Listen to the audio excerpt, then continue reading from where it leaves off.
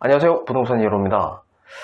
요즘 서울 집값이 언제까지 상승할지 이에 대한 이야기가 참 많은데요. 실제 서울 집값의 상승 추이를 보면 연일 이어지는 강력한 규제에도 불구하고 일시적인 소폭의 조정만 있을 뿐 상승 추이는 계속 이어지고 있는 추세입니다. 그렇다면 이 추세가 언제까지 이어질까요?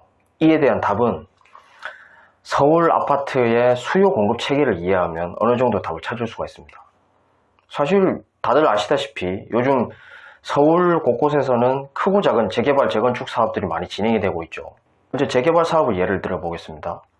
낮은 건물이 넓게 분포되어 있던 구조를 좁은 공간에 높은 건물을 지어서 기존의 조합원들을 한 곳에 몰고 나머지 공간에 이제 신도심에 필요한 넓은 도로와 공원 등 필요한 기반 시설들을 갖추게 되죠.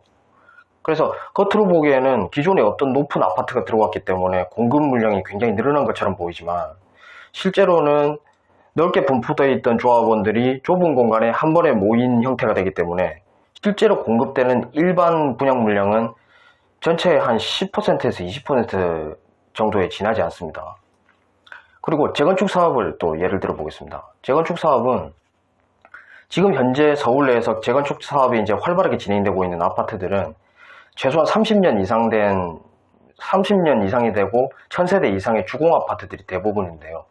이 주공 아파트들은 이제 복도식 형태로 한 층에 최대한 한 10세대 이상이 배치되어 있는 그런 구조인데 지금은 기존에 지어져 있던 주공 아파트보다 두세 배 높은 건물이 들어오지만 복도식이 아닌 계단식으로 그 한 층에는 기존 세대보다 절반 이하의 세대를 배치하기 때문에 겉으로 보기에는 2배, 3배 이상의 높은 아파트가 들어왔지만 실제로는 재건축 사업 역시 재개발 사업과 마찬가지로 공급 물량이 드라마틱하게 상승한다고 볼 수가 없습니다.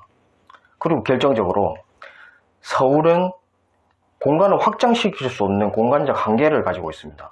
실제로 아파트를 공급할 수 있는 땅은 기존의 그린벨트를 풀어서 아파트를 지을 수 있는 택지를 공급하는 것인데 그 면적 자체가 전체 서울 면적 대비 그렇게 넓지가 않기 때문에 실제로 그린벨트를 모두 풀어서 택지를 공급한다고 할지라도 실제로 서울에 공급할 수 있는 아파트 공급 물량은 그다지 크지 않다라고 볼 수가 있습니다. 그렇다면 서울의 공급 물량은 드라마틱하게 늘 수 없다라고 볼 수 있는 것이죠. 그렇다면 수요는 어떨까요? 매년 발표되는 통계 자료를 보면 서울의 공식적인 인구는 점점 감소하고 있는 추세라고 합니다. 근데 이제 그것은 공식적인 발표고요.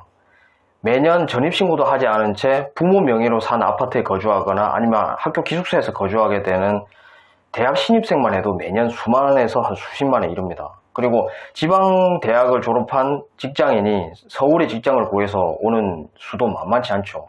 그렇다면 공식적으로 집계는 되지 않지만 잠재 수요는 점점 증가하는 추세이기 때문에 실제로는 서울은 공급은 거의 그대로지만 잠재적인 수요가 점점 늘고 있는 추세라고 볼 수 있습니다. 그렇다면 앞으로 서울 집값은 어떻게 될까요? 이에 대한 답은 중고등학교 때 경제를 공부하신 분은 쉽게 찾을 수 있을 것이라고 생각합니다. 그렇다면 한동안 서울 집값의 집값 상승은 이어질 수밖에 없다라는 결론이 나오겠죠. 그렇다면 제 생각은 그렇습니다.